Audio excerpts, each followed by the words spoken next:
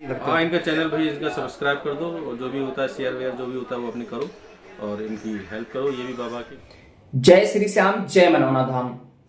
तो आज मैं पेश हूं एक नए वीडियो के साथ, नए अपडेट के साथ। जो लोग फरवरी में और जनवरी में आना चाहते हैं उनको नई उम्मीद के साथ कि वो लोग कब आए और कब ना आए, स्थान पे आना चाहते हैं तो कब आए, कब गुरुजी यहाँ उनको यहाँ मिलेंगे और कब नहीं मिलेंगे, कब यहाँ पे ज्यादा भीड़ रहेगी और कब यहाँ पे कम भीड़ रहेगी, ये सारा कुछ आप लोगों को बताने वाले हैं। और कुछ लोग तो अब इस समय काफी भीड़ चल रही है तो कैसे आए, तो गुरुजी से एक शॉर्टकट तरीके से मिल सकते हैं जो कि उन्हें लाइन में ज्यादा देरी तक ना लगना पड़े और श्याम बाबा के दर्शन कैसे कर सकते हैं शॉर्टकट में, उनके लिए भी कुछ तरीके बताएंगे। जो लाइनें लगती हैं 3 नंबर, 1 नंबर, 2 नंबर, 3 नंबर, कुछ लोग इमरजेंसी में आते हैं तो उन्हें कैसे जल्दी से मिला जा सकता है। भाई किसी को कोई काम है और वो मनौना धाम आया है, ये सोच रहा है कि हम जल्दी मिलकर अगर जो यहाँ से चले जाते तो हमारा दूसरा काम बन जाता, तो उनके लिए भी हम शॉर्टकट तरीका बताएंगे कि मनौना धाम यदि आ रहे हैं वो तो कैसे गुरुजी से एक शॉर्टकट तरीके से मिल सकते हैं। लेकिन गुरुजी की सबसे पहले एक छोटी सी क्लिप, छोटी सी एक वीडियो है,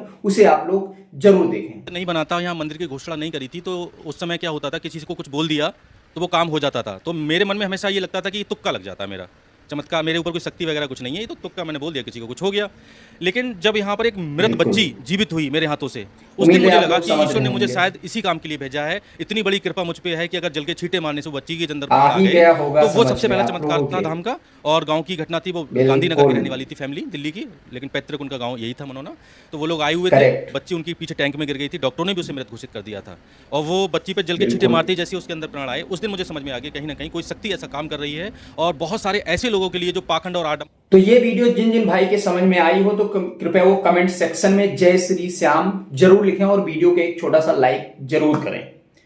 तो अब हम उन भक्तों की बात करते हैं जो मनौना धाम आना चाहते हैं, उनको अभी तक रास्ता नहीं मालूम है कि मनौना धाम कहाँ पे है और कैसे आना होगा, कौन सी ट्रेन पकड़ना होगा और ट्रेन में हमें वहां उतर कर हमें कैसे जाना होगा, ऑटो पकड़ना होगा, टेम्पो पकड़ना होगा, हमें कैसे क्या करना है तब हम मनौना धाम पहुंचे। तो सबसे पहले जो भी भक्त कहीं से भी आ रहे हों, ऑल इंडिया से कहीं से भी आ रहे हों, विदेश से आ रहे हों, कोई भी लेना देना नहीं है, कहीं से भी आ रहे हों, उनको सबसे पहले आना है बरेली रेलवे स्टेशन। आप कभी भी मोबाइल पे सर्च करिए, गूगल पे मैप पे सर्च करिए बरेली रेलवे स्टेशन और बरेली रेलवे स्टेशन आप जैसे ही पहुंचेंगे वहां से 45 किलोमीटर की दूरी पर मनौना धाम है। और वहां किसी भी ऑटो से या कैब से आप मनौना धाम आ सकते हैं। यदि ऑटो से आएंगे तो लगभग 50-60 रुपये किराया लेगा और कैब से आएंगे तो शायद 150 से 200 रुपया किराया ले लेता है। अगर जो आपको रेलवे रायबरेली से और यहाँ तक आमला तक का आना है तो आप ट्रेन से भी आ सकते हैं महज 20 रुपए की किराए में। और यदि आप ऑटो से आते हैं तो आपका 50 से 60 रुपया ऑटो वाला ले लेता है। वो आएगा आमला, और आमला ये मनौना धाम की जो है तहसील है आमला, और आमला से ही लगभग 10 या 15 रुपए लेते हैं ऑटो वालों, आपको डायरेक्ट मनौना धाम पहुंचा देते हैं। मनौना धाम आप कभी भी आइए तो ये सोचकर आइए कि हमें सुबह पहुंचना है। सुबह कभी भी आप आ रहे हैं तो ऐसी ट्रेन से आइए कि वो आपको बरेली स्टेशन पे लमसम मतलब रात के 2-3 बजे तक उतार दे, 2-3 बजे तक उतार देती है। तो आप मनौना धाम सुबह के मतलब 4-5 बजे तक आ जाएंगे और उसके बाद यहाँ तुरंत नहाइए धोइए, उसके बाद लाइन में लग जाइए। यदि आपको गुरुजी से मिलना है तो महंत जी से मिलना है तो, क्योंकि मनौना धाम आने के बाद में महंत जी से मिलना बहुत जरूरी हो जाता है। जो लोग महंत जी से नहीं मिल पाते हैं उन लोगों का बाद में यही कमेंट आता है कि हम मनौना धाम भैया 2 बार आए थे, हमें किसी प्रकार का आराम नहीं मिल पाया, और मनौना धाम हम गुरुजी से भी मिल चुके थे। अरे गुरुजी से मिल चुके थे, मिले हैं या यहाँ से श्याम जल लेके गए हैं तो उसकी बात अलग हो जाती है। उसे आप किस प्रकार से यूज किए हैं, कैसे यूज किए, कहाँ रखे, कब जल का यूज किए, कब नहीं यूज किए, कैसे किए, वो तो आप पर निर्भर करता है। गुरुजी तो यहाँ एक जो बच्ची जिसका मतलब मर गई उसको भी जिंदा कर दिए। मनौना धाम की तो शक्ति ये है। मनौना धाम का काला सच जान करके आप हैरान हो जाएंगे। जो भक्त ये कह रहे हैं कि मनौना धाम 2 बार गए थे, मनौना धाम का काला सच यही है कि वहां पे मनौना धाम में मरी हुई बच्ची को जिंदा कर दिया गया महंत जी के द्वारा। महंत जी को खुद नहीं मालूम था, अभी पीछे आपने वीडियो में देखा कि महंत जी को खुद नहीं मालूम था कि हमारे हाथों से चमत्कार होता जा रहा है। महंत जी तो ये सोचते थे कि हम किसी को जल दे देते हैं या कुछ भी दे देते हैं तो ये तुक्का लग जाता है, उनको फायदा हो जाता है। लेकिन जब एक मरी हुई बच्ची जिसको टैंक में गिर गई और डॉक्टरों ने उसे मृत घोषित कर दिया, और जब वो लास्ट में मनौना धाम आती है तो उसी लड़की को जीवित कर दिया जाता है। मनौना धाम की तभी से तो जय जयकार होने लगी। उसे पहले ही महंत जी वहां पे बैठकर अपनी सिद्धि प्राप्त किए, जो कुछ उन्हें तपस्या करना था वो सब करे।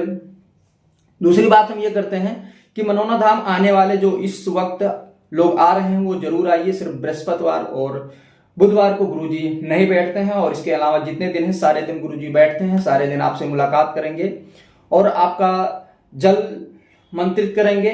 और आइए, आप कभी भी मनौना धाम आइए तो हाँ, सुबह के 5 बजे जब आप लाइन में लग जाते हैं तो लगभग 2 से 3 घंटे के बाद में 7 बजे वाली आरती ले लेते हैं। और मनौना धाम यदि आप आते हैं तो छींटा लेना बहुत जरूरी हो जाता है। जो लोग मनौना धाम आते हैं और छींटा नहीं ले पाते हैं, सुबह की 7 बजे वाली आरती वाला आरती, ऐसा कुछ प्रयास करिए जिन लोगों को फायदा नहीं हो रहा है उनके लिए मैं खास कर बता रहा हूं कि जिन लोगों को फायदा नहीं हो रहा है वो ऐसा करें कि सुबह के 5 बजे तक मनौना धाम पहुंचे और सुबह की आरती का जो छींटा होता है वो छींटा जरूर लें।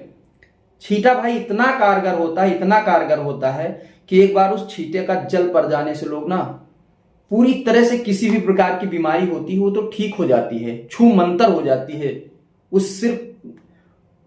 उस छींटे से। तो आप ये करिए कि कभी भी आइए मनौना धाम तो छींटा लेने का सबसे पहला नियम ये बनाइए कि हमें छींटा जरूर लेना है।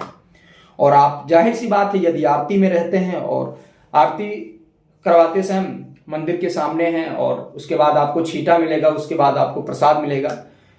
इसके बाद दूसरा काम, आपको अर्जी जरूर लिखने हैं। कभी भी आप मनौना धाम आइए तो बहुत लोग ये करते हैं कि प्रसाद लिए, प्रसाद चढ़ाए, उसके बाद में डायरेक्ट गए बैरी टिकेटिंग में लगे। बैरी टिकेटिंग में लगने के बाद में वो जल लिए, 20 रुपए की श्याम बोतल लिए, उसके बाद में डायरेक्ट गुरुजी के पास गए और गुरुजी से अपनी समस्या बता पाए या नहीं बता पाए। गुरुजी से एक ढक्कन जल को पिया, उसके बाद में गुरुजी ने बोला हाँ ठीक हो जाओगे, चले आते हैं। अरे भाई, गुरुजी से हो सके तो अपनी समस्या जरूर बताइए। आपको जरा सा 2 मिनट का वक्त या 10 सेकंड का वक्त मिले तो 10 सेकंड में बताने में क्या जाता है, गुरुजी हमें ये समस्या थी। गुरुजी तुरंत अगर जो उस समस्या पे कह देंगे कि हाँ चलो ठीक है आपको फायदा मिल जाएगा, तो 110% आपको फायदा मिलना है। किसी भी हालत में आपको फायदा मिले, वो फायदा जरूर मिलेगा। मनौना धाम आए हो तो दूसरी चीज, आपको अर्जी जरूर लगानी है। अर्जी कैसे लगानी है? बहुत लोग अभी भी कमेंट कर रहे हैं कि भैया अर्जी कैसे लगानी है। मनौना धाम में अर्जी लगाना बहुत ही सरल उपाय है। वहां कुछ करना नहीं है, ये कपड़े लेना है, इसमें ये रखना है, वो रखना है, दुनियादारी, इससे कुछ मतलब नहीं है। आप जहां भी प्रसाद लेते हैं वहीं प्रसाद वाले भैया से पूछ लीजिए हमें मंदिर में अर्जी लगानी है। वो डायरेक्ट एक लिफाफा देंगे और लिफाफे में एक पेपर रहता है, पेपर में तारीख लिखनी होती है और आप कहाँ से जा रहे हैं, आपका ग्राम क्या है, आपका जिला क्या है, तहसील क्या है, मोबाइल नंबर क्या है, ये सारी चीजें आप उसी पर्चे में डाल दीजिए। उसके बाद में सबसे लास्ट में अपनी समस्या डाल दीजिए कि हमारे पास ये समस्या है और इतने दिन से बनी हुई है और ये समस्या का हमें कृपया छुटकारा दिलाएं। तो ये सब करके उसके बाद में वो पेपर को फोल्ड करके उसी लिफाफे में डाल दीजिए और साथ में 61 रुपये, सिर्फ के सिर्फ 61 रुपये, उससे ना कम हो ना ज्यादा हो, 61 रुपया बहुत जरूरी हो जाता है। उसके साथ में 61 रुपया उसी में डाल दें और वो लिफाफा आप जब प्रसाद चढ़ाने जाएंगे तो उसी मंदिर में आपका लिफाफा जमा कर दिया जाएगा, जो बाद में श्याम बाबा को ये लिफाफा सुनाया जाता है ताकि आपको पूर्णतः सही तरीके से फायदा मिलता है। तो ये जानकारी आपको कैसी लगी? जरा सी भी जानकारी अच्छी लगी हो तो कृपया वीडियो को लाइक करें और मिलते हैं एक नए वीडियो के साथ। तब तक के लिए जय श्री श्याम।